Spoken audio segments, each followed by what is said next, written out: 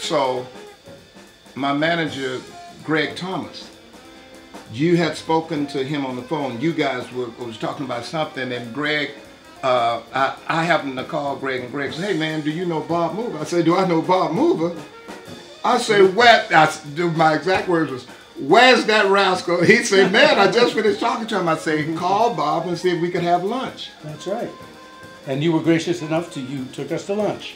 But tell him how the band came about, the name. So the band came about when Michael and I were having lunch, we were talking, and I said, "You know, Michael, I always felt that we had some unfinished business together, you know, and that we should continue that." And then Carvin said, "Unfinished business. That's a very good name for a band. You know, that would be a nice name for a group, you know, because we do." So now we're in the process of, and the business is always unfinished. Yes. You know, I mean, I guess until you're not here anymore. You know, at least. Yes. I hope I'll never finish it. I hope it continues in the next round. Yeah. You know what I mean? But,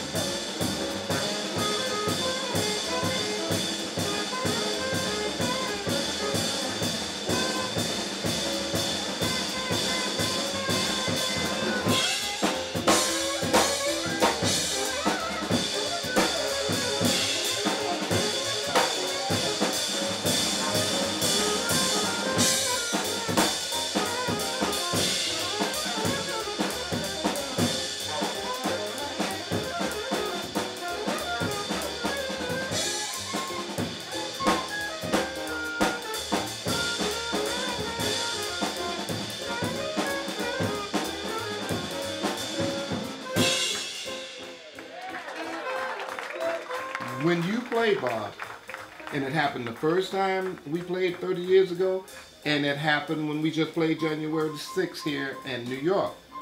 When you play, you create a certain spark in me, a musical spark.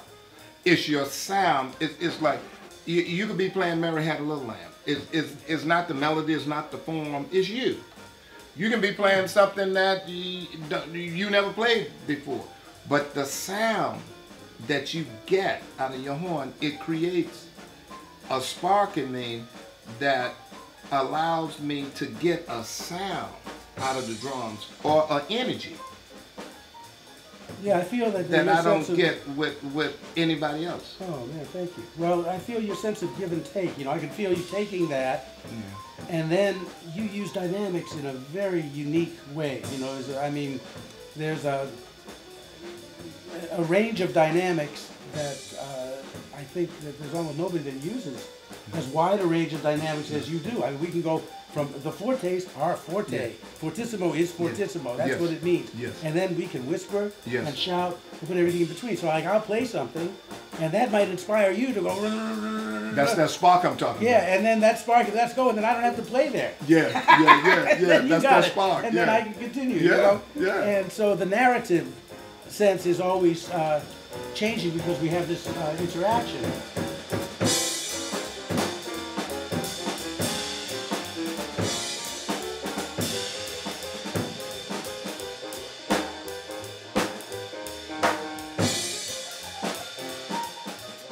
For instance, the other night I was playing with a very fine young drummer, and he never interfered with anything I was doing. You know, it was like always supportive, it was always there. And it was like swimming in a beautiful Olympic swimming pool. Playing with Carvin is like swimming in the ocean.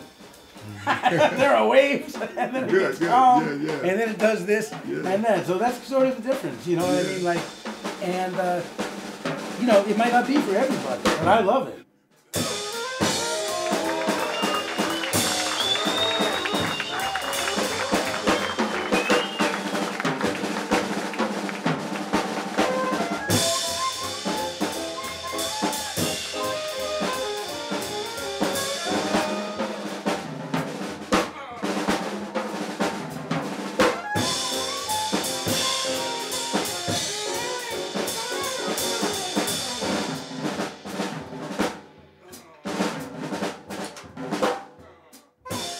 So we found two very brilliant young guys that have been playing with us. And one is Ehud Asheri on piano. And how did you meet him? I met Ehud at Smalls when he was about 18 years old. So Wow. he's 32 now. Okay. And that's when I met him when he first, and he started good at 18. He was all every night, one of those guys, every night at Smalls. And then we found Joe together. Yeah, when we went to see Gerald Clayton Right. at the Vanguard, we was hanging out and we heard Joe with him. Which Joe has a good sound. I really like younger guys in the band. You know, I'm always looking at the big picture, like the visual side of a band. Sometimes these days there's a lot of bands that have young guys playing with young guys, older cats playing with older cats, black guys playing with black guys, white guys playing with white guys. So, you know, the fact that it just happened to turn out that we are interracial and intergenerational. I love that. You know, that, I love that, Bob. I think gives us a little of a different, a different quality. Go on, kiss her. Go on and kiss her. If I had to choose one moment. Years ago, you didn't really need to. I didn't feel a need to sing because the whole audience were people that knew the lyrics. You know, if you played, they say that falling in love is wonderful. Their mind said, it's wonderful, so they say, and they could follow whether you. But now there's a whole generation, or two generations even, that don't know the lyrics to these songs. So, you know, so I try to give them a sense of what these songs were about. You know, and I love you because one thing that I know is that you and Steve Williams, for example, are two drummers that know all the lyrics, you know, or if you don't, you learn them. And that really affects the way that you play a song. You know, knowing that lyric, the way you're going to breathe, even improvising, is going to be done like that. Yeah, well, you know, it's very important to have the spoken word. That's what rap is all about. It is. And now that the kids are really into the spoken word, the jazz musicians should bring the lyrics back, so the people can hear the beauty of the music through the lyric. Yeah, and I think also that you know, everyone has a voice. Oh yeah. And not everyone has an alto saxophone. Oh yeah. So either they're going to say, "Gee, I like that voice," "I don't like that voice," but at least maybe you're going to get somebody to interrupt their conversation. This is also in, you know, in clubs now, people don't talk as much because they're paying so much money to hear you. But you know, somebody who might normally be square and might not understand stablemates if you play it, when they've heard you sing a song, they might actually want to listen to what you're doing with stablemates, or you know, an original or something. You know. Or what you're going to do as an instrumentalist. That's what I mean, as an instrumentalist. On the next two, they'll listen with a different ear, different attention. Because you let them in.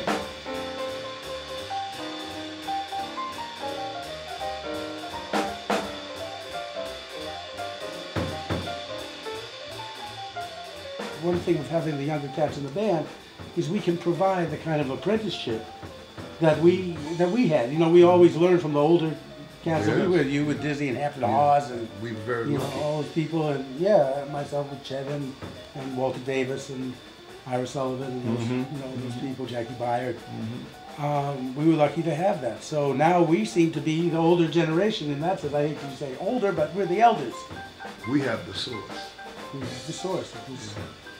We were blessed with playing with these people who gave us this gift, and we want to share it. We want to continue it.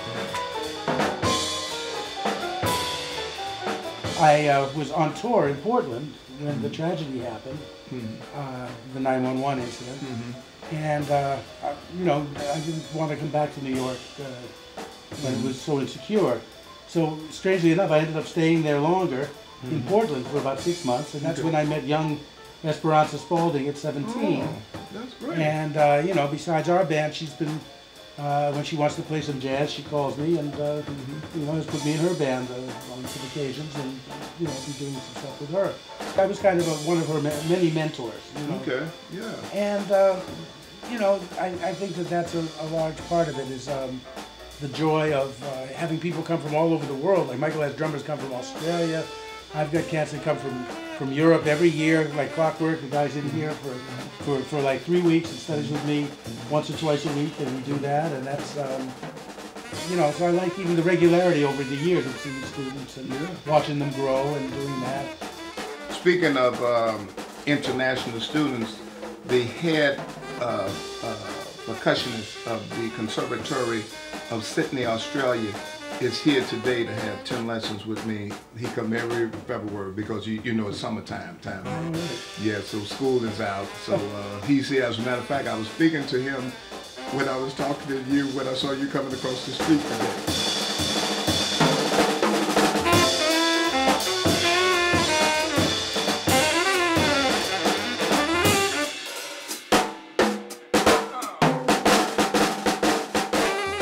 So, since we letting them in, as we did January the 6th, let's keep letting them in and go and make some history. Sounds good to me, man.